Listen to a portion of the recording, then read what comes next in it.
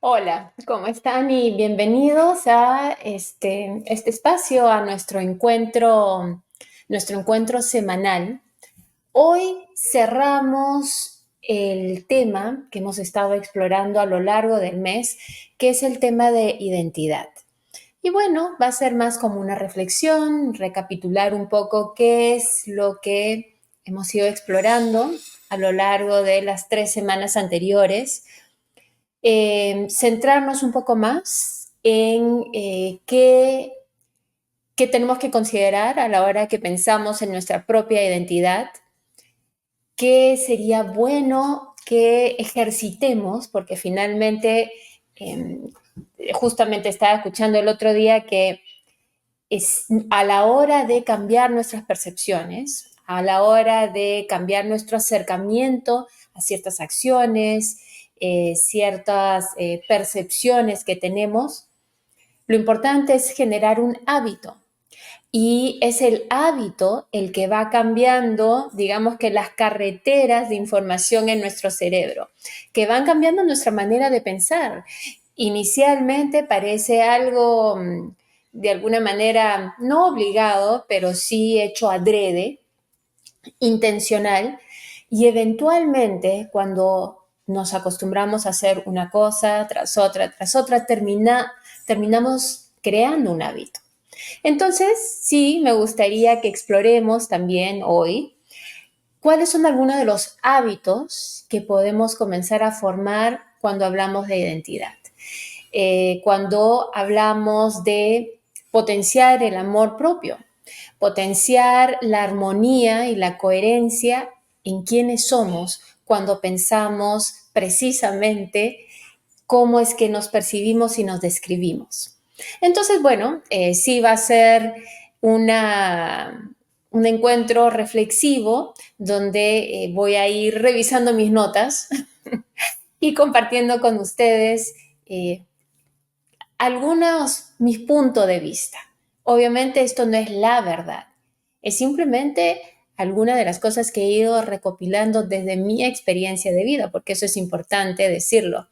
Cada uno de nosotros tiene una perspectiva del mundo que es una combinación entre lo que nos enseñan y que hemos ido como cultura, como sociedad, pasando de generación en generación, que se combina con nuestras propias experiencias, lo que muchas veces confirmamos como verdad y otras veces incluso, aunque nuestra experiencia pareciera indicar lo contrario, muchas veces mantenemos esas verdades que nos han ido enseñando, a veces por cuestiones de lealtad, a veces a veces por cuestión de no querer ser marginalizados, ser diferentes, romper un poco con el patrón social, en fin.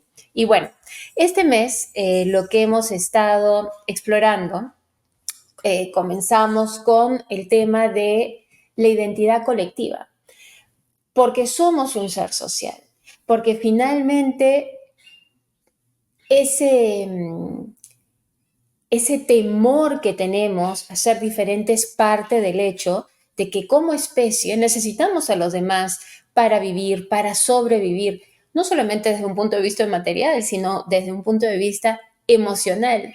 Entonces, bueno, estuvimos viendo cómo es que nuestra identidad colectiva se forma, los retos que tenemos a la hora de encontrar nuestra identidad colectiva, porque por distintos motivos en la sociedad en la que vivimos hoy, donde los criterios muchas veces no están basados en nuestras necesidades, es decir, en satisfacer nuestras necesidades, en asegurarnos que todos vivamos con bienestar, sino que más bien hoy por hoy las prioridades están en producir, yo diría que en consumir, en disfrutar de alguna manera el momento y cada vez posiblemente más angustiados por el futuro.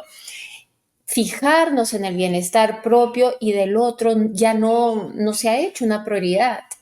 Ver qué necesita el otro no es una prioridad dentro de nuestro sistema. Los que tienen recursos no necesariamente tienen solo los recursos que necesitan. Generalmente la gente tiende a querer guardar pan para mayo, tiende a querer acumular la mayor cantidad de riqueza dentro de sus posibilidades sin necesariamente pensar en una distribución sostenible a futuro y que beneficie al grupo. Tenemos una mirada aún en sociedades colectivistas, y yo diría que hay esa mirada de priorización de nuestras propias necesidades sobre las necesidades del otro, o nuestra propia necesidad de acumulación de riqueza sobre las necesidades, punto, del otro, se hacen por grupo en sociedades colectivistas donde se prioriza a la cultura, la nación, lo que fuera, o bien se hace de manera individual como es en muchos de nuestros países del occidente. Y bueno, hablamos entonces dentro de este sistema social que tenemos, donde ya no importa tanto la necesidad, porque podemos ver a alguien muy necesitado y sin embargo hemos creado mecanismos por el cual podemos ignorar esa necesidad. Bueno, dentro de esta sociedad tenemos el gran reto de hacer visibles nuevamente precisamente a los invisibles, de encontrar una identidad colectiva que no esté hecho a través de paradigmas de perfección o paradigmas de lo ideal, de cómo nos deberíamos ver, cómo nos deberíamos comportar, cómo deberíamos hablar, sino que verdaderamente incorpore a cada uno de los individuos que conforman un colectivo. Y en muchos de nuestros países, hoy por hoy, muchos quedan fuera. Cuando pensamos, imaginamos quiénes representan, por ejemplo, a nuestros países. Tenemos un imaginario. Yo les pregunto a ustedes, ¿a quiénes se imaginan? ¿Es hombre? ¿Es mujer? ¿Cuál es el color de su piel?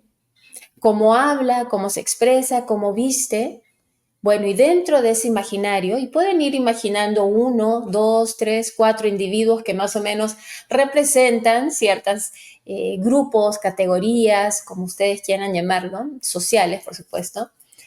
De pronto quedan algunos que no entran rápidamente a nuestro imaginario.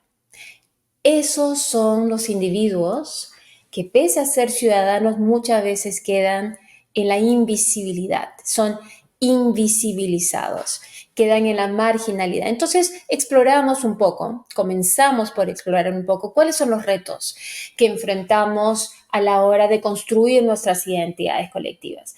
Retos que muchas veces nos vienen incluso desde un punto de vista cultural, por temas de colonización, por temas de conquista, donde hemos terminado adoptando ideales raciales, ideales culturales, que ni siquiera eran necesariamente autóctonos de nuestra región. Entonces cuando hablamos de una identidad, sobre todo en Latinoamérica y en otros países que han pasado por etapas de conquista, colonización, etcétera, el hablar de identidad es un tema complejo. Y la importancia, y esta es, digamos que la dicotomía, o en todo caso el gran reto, es que es extremadamente importante encontrar una identidad nacional, encontrar una identidad colectiva en países que necesitan tener precisamente un proyecto a futuro, que necesitan construir un proyecto sostenible a futuro, que necesitan salir de ese pensamiento inmediatista del hoy, de cómo sobrevivo y mañana no importa, porque finalmente es en esa dinámica que se crean mundos donde nadie sabe para quién trabaja, es casi como una selva donde se impone el más fuerte y no necesariamente la razón. Y bueno, después de eso comenzamos a hablar sobre los muros, precisamente culturales, sociales, socioeconómicos, imaginarios que nos dividen, porque a la hora de la hora, todos los que conformamos una nación, un grupo, vamos hacia el mismo futuro, sostenible o no. Entonces, bueno, vimos lo que era la identidad colectiva, los retos que tiene conformarla, posibles caminos hacia crear una identidad colectiva y de ahí pasamos luego a comenzar a explorar lo que es la identidad individual. Entonces, una de las cosas importantes es darnos cuenta que nuestra identidad, y esto lo hablamos la semana pasada, nuestra identidad en realidad no siempre refleja quiénes somos. Mejor dicho, nuestra identidad no se sostiene tanto por quiénes somos, sino cómo nos percibimos. Y ahí comenzó una exploración en torno a la percepción que tenemos de nosotros mismos. Cómo se forman estas percepciones no solamente es ese momento en que ganamos conciencia de que somos individuos independientes de nuestro entorno, de las personas que nos rodean, sino que van conformándose, estas percepciones se van conformando con lo que nos dicen acerca de cómo nos perciben, porque finalmente nuestra identidad es como un castillo de naipes construido a través de percepciones que se forman a lo largo de distinta acumulación de entendimientos culturales y sociales. Entonces la pregunta es, si nuestra identidad es un acto en el cual tomamos conciencia de cómo nos vemos, cómo nos percibimos. Si nuestra identidad está ligada no solamente a cómo nos percibimos nosotros, sino cómo percibimos nuestro lugar dentro de la sociedad, dentro del colectivo. Si nuestra identidad está además amarrada a cómo nos perciben los demás, porque de nada nos sirve a nosotros percibirnos de una manera cuando el mundo entero nos dice que somos de otra manera. Esta negociación de encontrarnos a nosotros mismos a veces puede terminar siendo casi como un concierto de rock, es decir, hay tanta bulla, tanta información acerca de cómo deberíamos percibirnos, cómo deberíamos ser, cómo deberíamos presentarnos, que terminamos olvidando nuestra esencia, terminamos ignorando nuestra esencia, terminamos desconociendo nuestra esencia. Y de alguna manera quería cerrar este ciclo, este mes, hablando de identidad, invitándolos a un proceso de reconocimiento de ustedes mismos. Y no es tan sencillo porque a veces reconocer quiénes somos, más allá de todas estas percepciones de identidad que nos han ido, con los cuales nos han ido recubriendo como si fuera capa tras capa tras capa de explicaciones de quiénes somos, qué podemos hacer y de lo que somos capaces, desde nuestro lugar en el mundo hasta nuestra raza, nuestros roles de género, hasta qué punto somos normales o hasta qué punto somos divergentes, y que van haciendo que nosotros nos sintamos más adecuados y muchas veces inadecuados. Y ese sentimiento de no sentirse adecuado, de sentir que de alguna manera no calzamos en la norma, que de alguna manera no calzamos en el ideal, va mermando nuestra autocompasión, va mermando una palabra que detesto, pero es autovaloración. ¿Y por qué la detesto? Porque creo que no hay manera de ponerle valor a un ser vivo. No hay manera de que verdaderamente los valores o la evaluación, la valorización que hacemos de nosotros mismos tenga significado. Nosotros muchas veces podemos decir que una persona es merecedora, pero la pregunta es, ¿y quién no?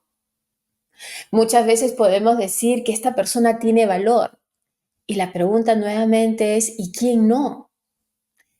Creo que hay ciertas palabras que deberíamos ir poniendo en retiro, deberíamos ir eliminando de nuestro vocabulario cuando hablamos de nosotros mismos y de los demás.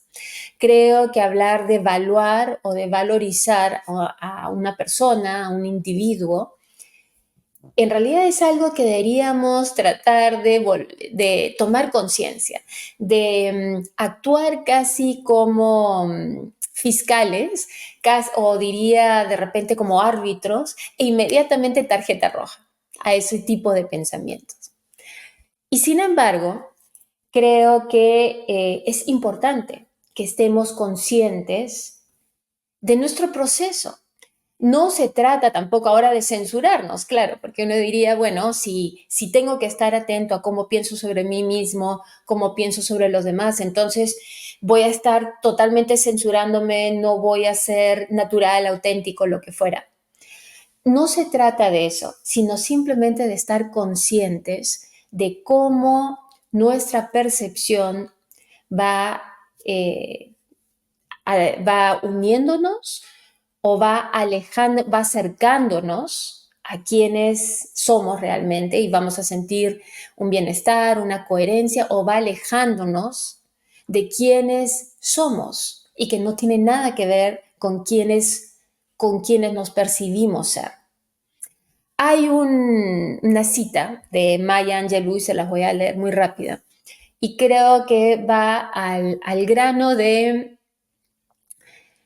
lo peligroso que puede ser, para comenzar, estos conceptos que tenemos de normalidad. Y ella dice, si siempre estás intentando ser normal, nunca sabrás lo maravilloso que puede ser. Creo que es momento de que dejemos ir esa idea de que existe lo normal. Existe aquello que la sociedad fomenta. Existe aquello definitivamente que permite que haya una convivencia armónica. Eso no lo estoy desacreditando. Precisamente creo que cuanto más aprendamos a aceptarnos, a amarnos, a reconocer lo maravillosos que somos, lo únicos que somos, vamos a tener muchísima más facilidad en reconocer lo maravillosos, únicos, singulares que son los demás. Y en ese reconocimiento mutuo de maravillas que somos, claro, lo que surge es una empatía, lo que surge es un disfrute, unas relaciones mucho más ricas de cómo nos disfrutamos unos a otros. Entonces, cuando Maya Angelou nos dice que no nos preocupemos tanto por ser normales, porque finalmente de lo que se trata es de disfrutar la expresión de vida única y maravillosa que cada uno de nosotros es, que cada uno de nosotros habita, esta expresión de vida que está contenida en nuestro cuerpo. Bueno, vamos a poder precisamente liberarnos para disfrutar más, no solamente de nuestra experiencia, sino incluso para disfrutar más nuestro entorno y a los demás. Logan Browning dice que para encontrarse hay que desafiar esas percepciones de quiénes somos. Nos dice que, y voy a leer textualmente, vivimos en una sociedad que quiere etiquetarte con un color, sexualidad, religión o etnia. Nos divide, pero también nos permite sentirnos orgullosos de nuestra identidad. Y definitivamente, muchos de nosotros sentimos orgullo en esta identidad y estas percepciones. No es que la identidad que hayamos formado esté mal. La pregunta es válida si es que nos damos o nos permitimos verdaderamente considerar qué identidad hemos ido construyendo alrededor de nosotros, qué identidad hemos construido sobre nosotros y qué identidad hemos construido alrededor de los demás.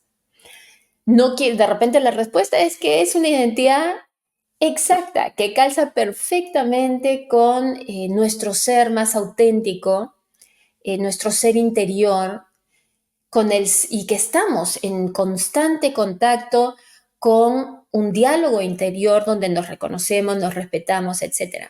Pero también puede ser que encontremos que más bien estas etiquetas con las cuales, qué sé yo, como dice Browning, de repente por el color de nuestra piel. Tenemos una etiqueta racial, una etiqueta a veces, muchas veces también jerárquica en la sociedad, con la cual, ya sea para bien o para mal, en realidad es bueno darse cuenta que un color de piel no puede determinar un valor, un valor alto ni un valor bajo dentro de un grupo social.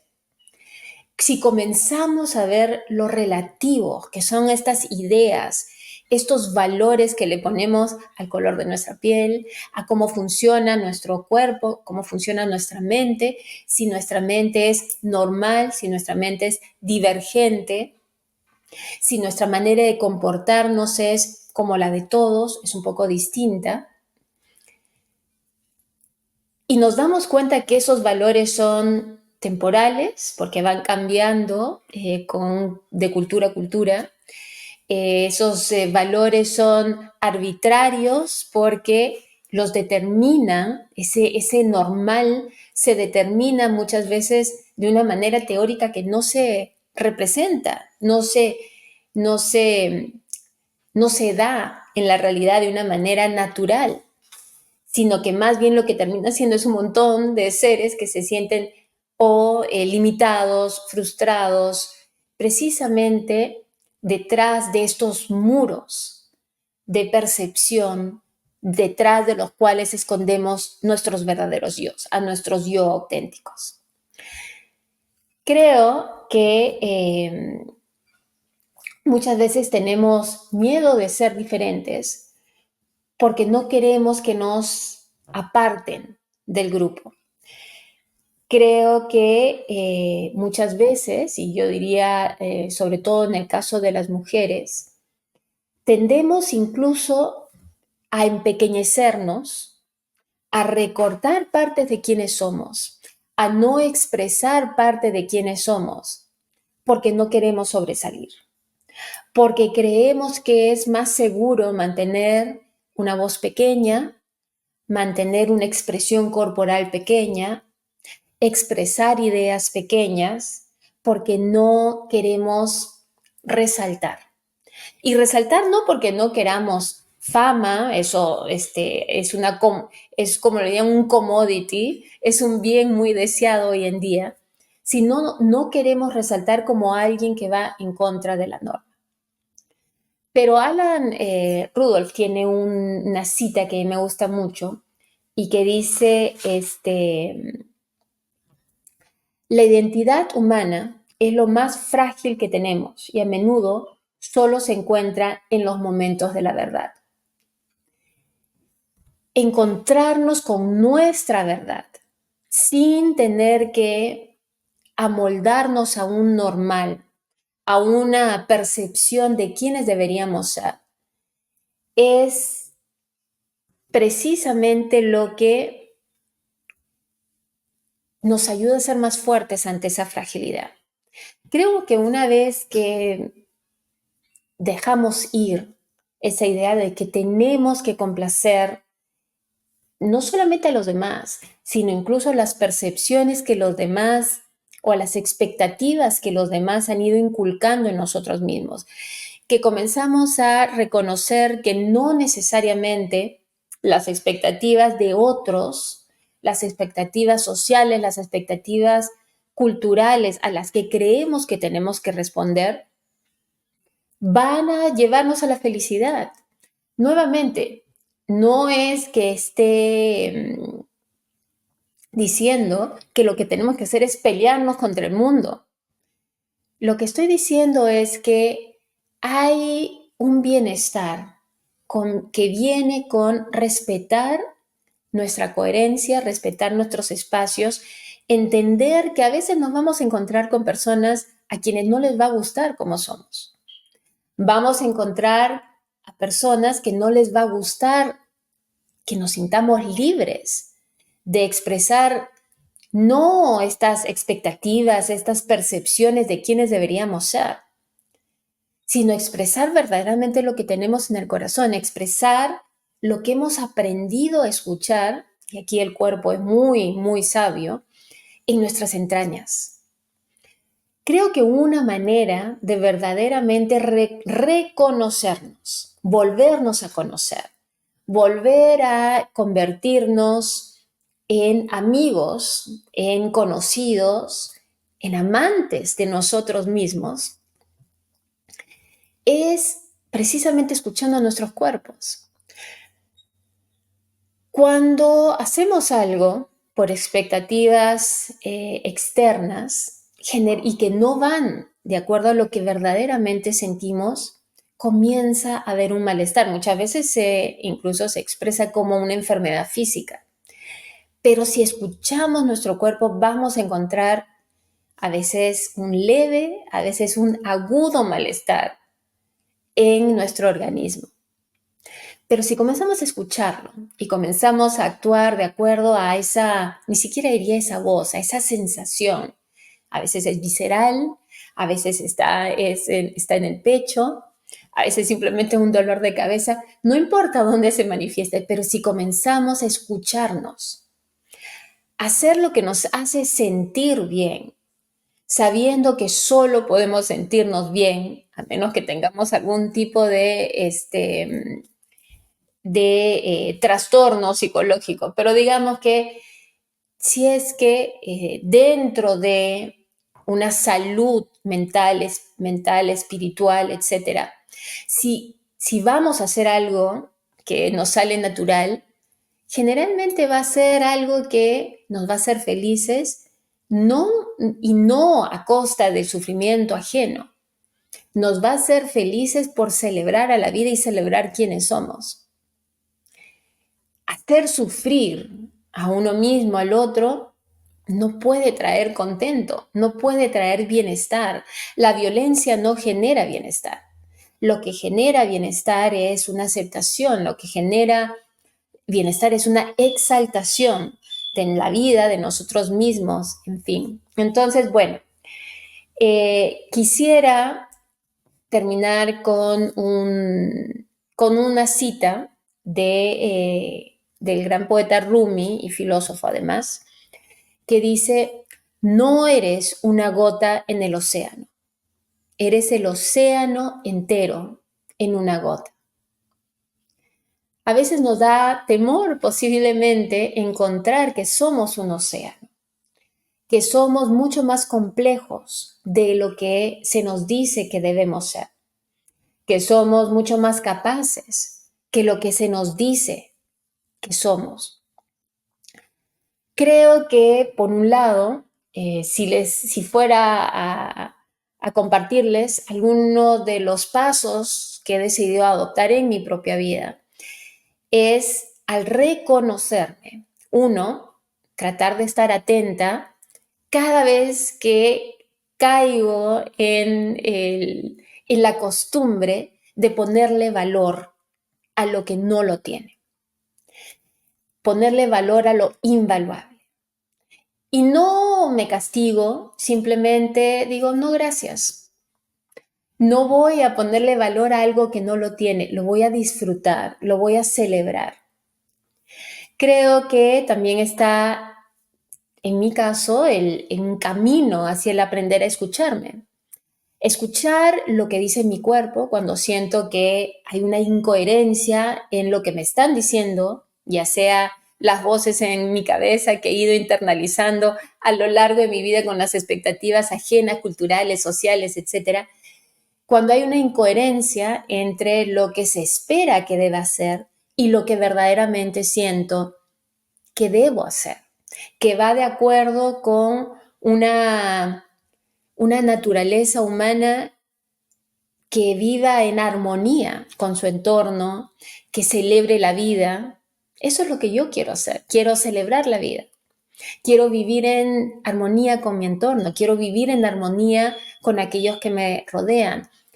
Quiero poder mirarnos sin necesidad de hacer una comparación con estos ideales de perfección y de lo normal que son arbitrarios, cambian a través del tiempo, cambian de cultura a cultura, y si son arbitrarios, no son la verdad. Son simplemente la perspectiva cultural que hemos ido creando de lo que debería ser. Pero la pregunta siempre ahí es, ¿y por qué? ¿Y contra qué me estoy comparando? ¿Y por qué comparo con eso? ¿Y de dónde salió ese ideal? Y si no se siente coherente con lo que llevas dentro, déjalo ir. Finalmente creo que de lo que se trata cuando hablamos de identidad, de una identidad que vaya en coherencia con nuestro ser auténtico, se trata de celebrarnos mutuamente. Porque al celebrar al otro, también nos estamos celebrando a nosotros mismos. Al reconocer que el otro no es una gota más en el océano. Al reconocer que el otro es el océano entero contenido en una gota. Nos vamos a encontrar nosotros mismos reflejados en esa otra persona. A nosotros mismos reflejados incluso en ese otro ser vivo, si sea un animal, porque vamos a ver que esa chispa maravillosa de vida, esa esencia del océano, que es esta experiencia de vida, esta experiencia de conciencia, esta experiencia que estamos disfrutando y que deberíamos disfrutar todos juntos en armonía, está contenida en ti y en mí. Y bueno, obviamente vamos a regresar a este tema porque finalmente el tema de la identidad es uno largo, grande, como un océano que hay que ir explorando, pero espero que hayan sacado algunas ideas interesantes de esta exploración durante el mes de julio. En agosto vamos a cambiar un poco el ritmo. Agosto está pensando que podemos hacer algo quizá un poco más de aplicación más práctica. Ya les anunciaremos la próxima semana de qué se van a tratar nuestras exploraciones. Pero bueno, muchísimas gracias como siempre por compartir este espacio semana a semana y nosotros nos vemos entonces el siguiente jueves. Muchas gracias por acompañarnos.